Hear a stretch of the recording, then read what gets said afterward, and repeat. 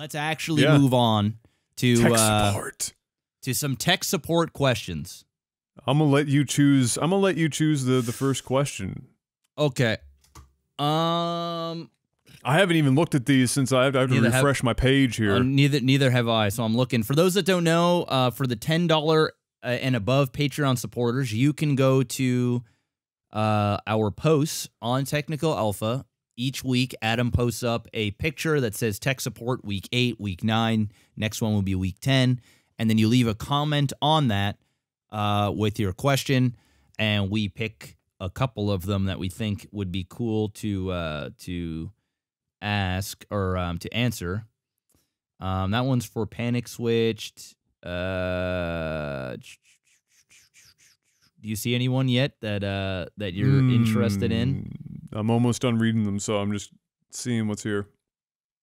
Like the psych. Okay, so here's one. We were not going to answer it because we kind of already did, but I do want to just give them a shout out here. Sure. Cyclonics, who is a $10 supporter and has been for the first 2 months. He says, as a job, are there games that are currently playing or have played that you consider tedious or that you would literally hate, but you would continue playing because they bring in the viewers/donations?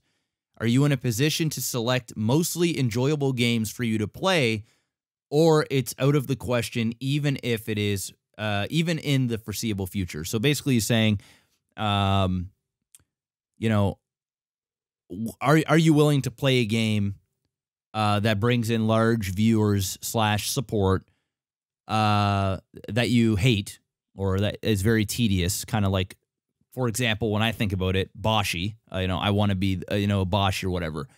Obviously, those games make me rage. I make a lot of money playing those games. I even had one made for me. The crazy thing about it is I actually enjoy those games. So although they make me rage, it's a challenge, and it feels so good when I beat them, when I beat a boss or whatever. It's amazing, and it's great entertainment. Gratifying. So, yeah. Now, if, for example, here's a good example, and some people called me a sellout because I stopped playing League of Legends and I moved on to whatever I was playing after League of Legends. Or I think I went back to StarCraft. If I wanted to play a game that's tedious and that makes me rage and I hate my life for the money, because guess what? The year that I played League of Legends, I made fucking bank. I bought another house. Yeah, that was your biggest year. That was massive. All right. The money was, you know, it was a good year. I stopped playing because I started not enjoying working. Or I'm not going to use that word work. I stopped really, not all the time, but I found myself not wanting to come downstairs, turn on the computer, and play League of Legends for 10 hours. It was great for the first like 10 months, mainly because I had so much to learn. It was innocent. I you know, when there was trolls and shit, I just kind of made fun of it, and I, you know, did my shticks and teabagged some names and sang in some auto-tune, and it was fun. But then after a while, after that honeymoon phase, and then it all sets in, and I realized, like, oh my God, like, this is what I'm playing for a living. That right there was the straw that broke the camel's back for me. You know, being told to die of cancer and to kill myself, and being called every name in the book, and losing a game and having to play like 3 games to make it up. And then if I lost another one of those games, and then it was 6 games to make it up, and you get to play like 1 game an hour if you're lucky. I just couldn't handle it anymore, and so I stopped playing. So to answer that question, there is a fine line. I will usually push it closer to the I will submit myself to the shitty game for a limited time. And then at one point I will break and I will hate my life. And then at that point, that's when I will say, that's enough. I don't care how much money I'm making. That's enough. What about for you, Adam? Is there a game that you could play? You know, I mean, you did it. I mean, you played Hearthstone, and that was like your most successful stint. That was my most successful stint, yeah. And you stopped playing. Yeah.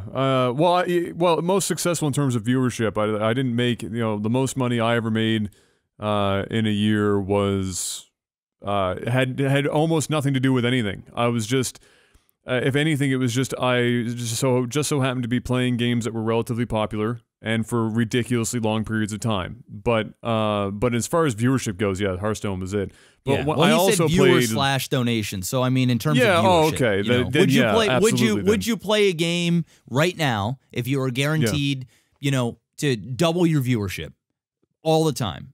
But was a tedious game. You couldn't do it, or you didn't like doing it. Would you do it for the money, like, or for the opportunity to make money? Because obviously it's never guaranteed. I mean, you know, I can make more money than a streamer that has 4,000 viewers. It really all depends how you market yourself and monetize your area. But in terms of viewers, would you stick it out?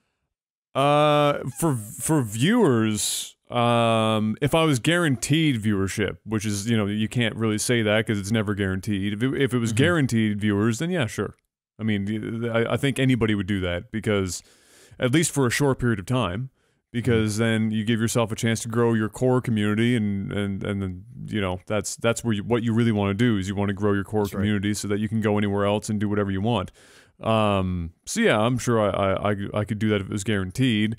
Obviously, I'm not going to do it if it's not guaranteed because I'm not doing it right now. That's right. There you go. So there's that. I mean, usually what happens if there's a game that my community really wants to see me play, and this just happened here last year, really wants to see me play, that I know I'm going to absolutely pull my hair out over, then I set a goal for donations, and if they hit it, I play it. And so last year that was Final Fantasy 13, 13-2, 13-3. Hand of Fate, I had to go back and actually beat it because when I originally played it, I gave up on the last boss because the game is so fucking bad. And then, Hand of Fate 2, I think, got funded, but the game isn't out yet. So stuff like that I will do because I'm getting guaranteed a certain amount of money. So I know that if I'm going to literally lose time of my life, I'm just going to absolutely hate every moment of it. I'm at least getting paid for it. So that's, you know, that's my stance on it. But if it was guaranteed viewership, oh, it's easy peasy. Like if I knew, when people come to me, like I mentioned earlier, and said, you know, why aren't you playing PlayerUnknown's Battlegrounds? I know that if I stream it, my numbers aren't going to suddenly go through the damn roof. So, you know, people think that just because you play a popular game, and I'm very happy that they think that I'm entertaining enough to suddenly just draw 500 people to watch me play PlayerUnknown's Battlegrounds, but it's not going to be the case. That's why I'm not doing it, because I know not only am I probably going to, you know, not be particularly pleased with the game itself, I'm not guaranteed any amount of crazy viewership. Yeah. Cool. What's your question? You got one? Yeah. And I was like, yeah, we're not going to answer that guy's question. Then we just totally answered the guy's question. That happened. So, yeah, I was going to say something, but you were just on such a roll. I thought I'd just let it go. Just let it go. Just let it go. I'm going to pick Xavier Page's question here. Shout outs, Xavier. An alien lands his ship in front of your door. His spaceship looks like an ancient English police call box. Maybe it's Doctor Who. I don't know, but probably, if that's the description. After you open the door to see who knocked, this very human-like thing, because he didn't really finish that, grabs you by the hand and introduces himself as a doctor. Oh, look at that. And invites you on a once-in-a-lifetime trip to anywhere and any when in the universe you want. And you'll still be home in time for dinner. Do you take him up on his offer? And if yes, where/when do you want to go? So basically, to summarize that with taking the Doctor Who shit out of there, if you had the opportunity to go anywhere and any when, where and when would that be? And this doesn't have to be just Earth. Apparently, you can be wherever the fuck else you want to go. But yeah, that's the short list of that.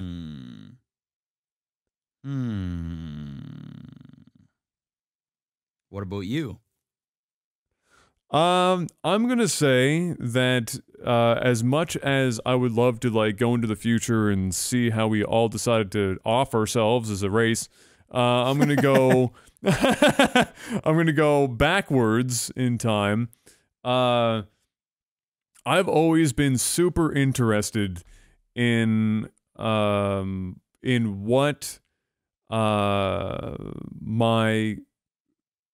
where my dad grew up, what it was like before, you know, a little bit before dad and up. If I could watch, basically, you know, where my dad grew up, guys, is here in Nova Scotia. My family on my dad's side were one of the first families that were here back in, I don't know, late 15, early 1600s. So the area where my dad was where our family landed in the province. And so I was always interested in. What do they do? Come in on a fucking seen, parachute? Where they landed? What do you mean?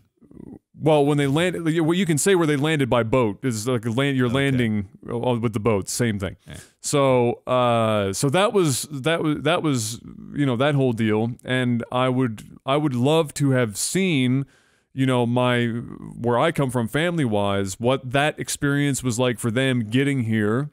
And then to be able to fast forward to just before my dad was around to see when that area was bustling as a shipbuilding location and a fisheries and everything else, and people were coming there from like the United States, which and that time that's a long ass fucking haul. So they were there for like 2 months because they were rich as shit. And they were just leaving the States to come up and spend time there for a couple of months, and to see when there was all that, you know, kind of activity there, I always thought would be super interesting because my family built most of the homes that are in that area that are still standing. So I'd always love to see what that would have been like, and to get an appreciation for that. So I think that would be my place to go and my win. That's good.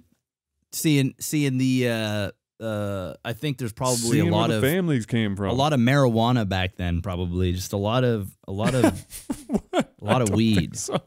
You don't think so? Are we talking like are we talking your old man's parents, or like him as like a teen, like a kid? No, but no, well, like I'm like where he was like before dad, so just before dad, and and a little bit during his childhood, because when dad was still a kid, it was still because I mean your dad's up there in age, right? So I mean, I was thinking maybe I mean he's 65 years old. This is not like the fucking Stone Age, for God's sake, but like I'm talking 1800s and earlier. I wanted to, so I kind of cheated. It was a two-pointer. I wanted to see when my family first landed here and what life was like for them when they were building some of these houses that are hundreds of years old now. And then you wanted to whoa, you wanted to see my ancestors build the houses for your parents? No. This is Canada. Up here on the East Coast, we didn't have any slaves. We didn't have slaves. Just a bunch of white people building houses. But yeah, that would be what I would like to see. That and then fast forward and see what it was like when it was at like its peak. I hear you. No, that's cool. That would be pretty dope. I actually have pictures of like my parents, or my grandparents' parents. Like there's like some old school shit. And it's like some ghetto shit too, man. It's like damn, man, life back then must have been like so simple but so boring. But anyway, I would go all the way back in time to where it all began. I would like to see the birth of the universe. I want to know. I want to see the Big Bang. I want to see where it all began and how it expanded. Obviously, the building of stars and all this stuff takes a long time, but where it just kind of all just that moment in time when something happened.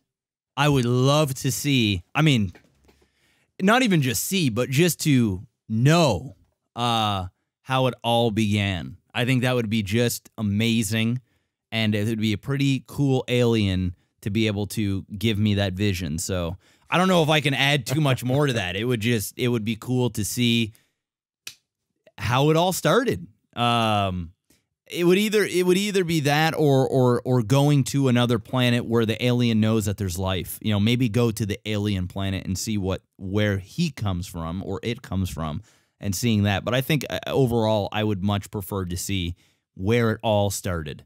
Not just Earth, but the whole everything. Because it had to have started at some point, right? Well, yes, of course. I mean, as far as science as we know it now, we can go back to, you know, like everywhere's millions before, or billions of a second, but obviously because math is constrained by time, we can't really go further than you know we can approach zero, but we can't actually go back before, right? So which is always a fun conversation because you're like, well, you know, because as the way you look at things, everything is, you know, solid, it's matter, right? And antimatter and everything else as we know it. So if an explosion happened, there was at some point there was nothing, then there was something, which is the most mind-fucky thing to think about.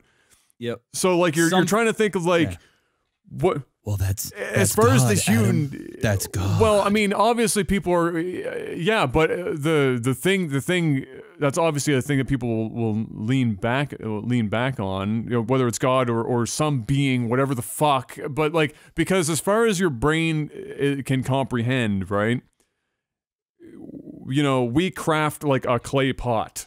You know, we can be a creator of something. We can take materials that exist around us and turn those materials into something that didn't exist before. We can take a bunch of trees out in the woods, fuck them all up, chop them up into pieces, build a house, and live in that house. And that house was not there before, and it's because we took shit that was existing and turned it into something else.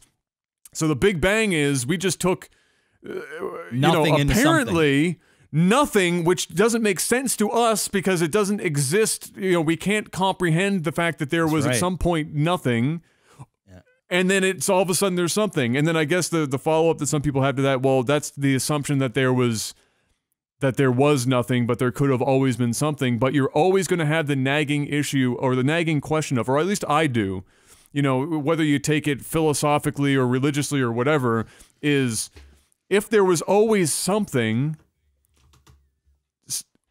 why in the fuck would anything be there?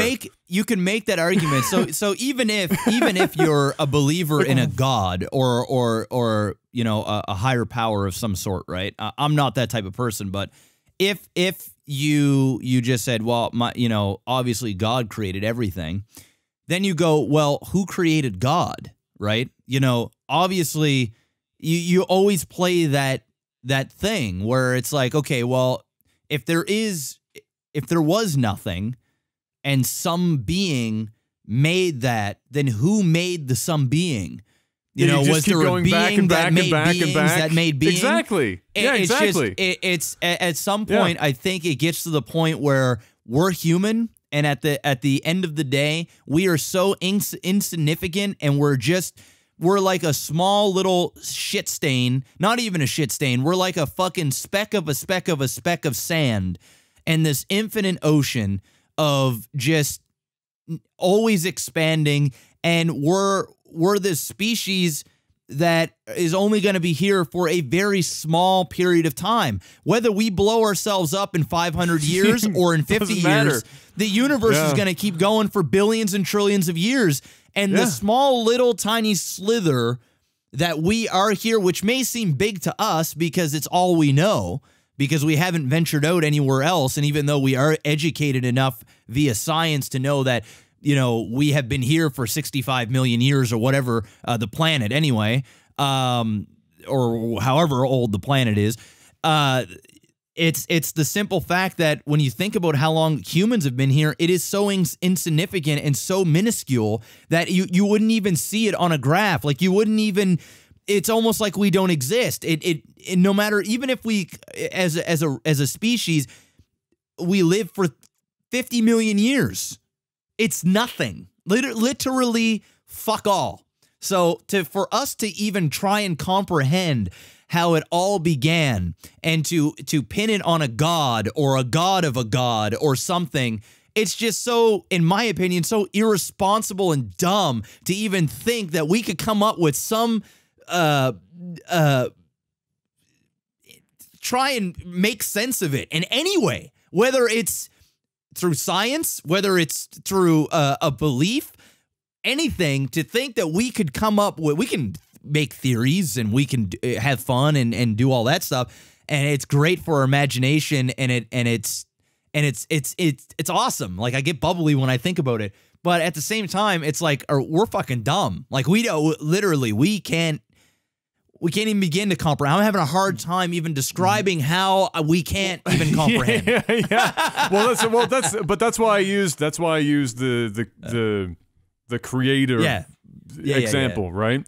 Is because everything that we can observe in our universe is in 3 dimensions. It's how we see things, and it's how we understand things, and we can describe things mathematically and so on in multiple more dimensions than that, and we can play at describing things as best as we can with what we're given. But the irony is that what we are given is based on shit that already existed, and so like the rock and the hard place, the catch-22 is you're describing the pen with the fucking cell phone, but like one can't exist without the other type deal, and you're like just going back and forth and back and forth and back and forth. And so it's fun, and it's neat to be able to watch science, evolve and describe what we can figure out anyway, as much as we can.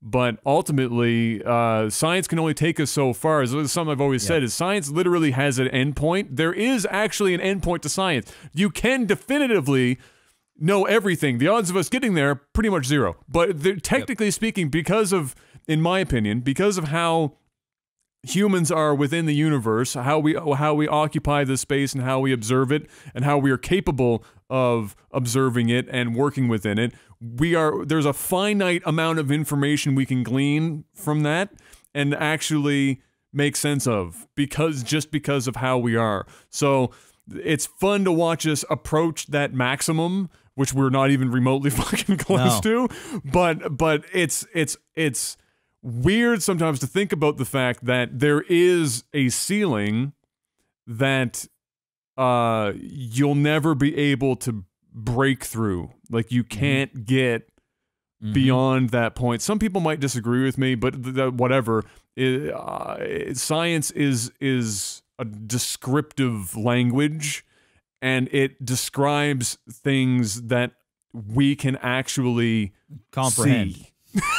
That we can see, and even some things that we can't see, but the only reason that we can see the things that we can't see is because the things that we can see interact with the things that we can't see. So we know cause and effect. If something's happening over here and we can't see something, then we can assume through science what is making this move this way or whatever, because we know the science of the thing that we can see.